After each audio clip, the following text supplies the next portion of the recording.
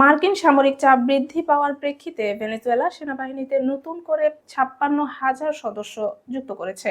শনিবার তাদেরকে শপথ বাক্য পাঠ করানো হয়। প্রেসিডেন্ট নিকোলাস মাদুরো এই পদক্ষেপের নির্দেশ দেন যুক্তরাষ্ট্রের সম্ভাব্য আগ্রাসনের বিরুদ্ধে দেশের প্রতিরক্ষা শক্তি বাড়ানোর অংশ হিসেবে। কারাকাসের বৃহত্তম সামরিক ঘাঁটি ফুয়ের্তেতিউনাতে অনুষ্ঠিত শপথ অনুষ্ঠানে কর্নেল গ্যাব্রিয়েল আলেহান্দ্রো রেন্ডন বলেন, কোনো পরিস্থিতিতেই আমরা সাম্রাজ্যবাদী শক্তির আগ্রাসন মেনে নেব না। সরকারি হিসাব অনুযায়ী ভেনেজুয়েলার নিয়মিত সেনাবাহিনীর সদস্য সংখ্যা প্রায় 2 লাখ। এছাড়া দেশটিতে আরো 2 লাখ পুলিশ কর্মী রয়েছেন।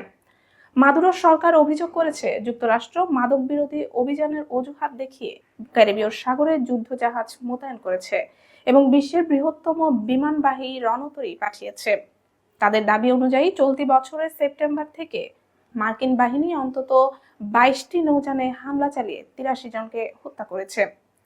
ওয়াশিংটন সম্প্রতি মাদুরোকে কথিত কার্টেল অব দ্য সানস নামের মাদক চক্রের নেতা হিসেবে দায়ী করেছে এবং তাকে সন্ত্রাসী সংগঠনের সঙ্গে জড়িত ঘোষণা করেছে।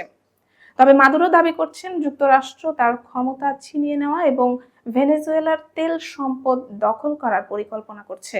একই দিনে একটি মানবাধিকার সংগঠন জানায়, সন্ত্রাস ও উস্কানির অভিযোগে আটক দেশটির সাবেক বিরোধী দলীয় গভর্নর আলফ্রাদো দিয়াস কারাগারে মারা গিয়েছেন।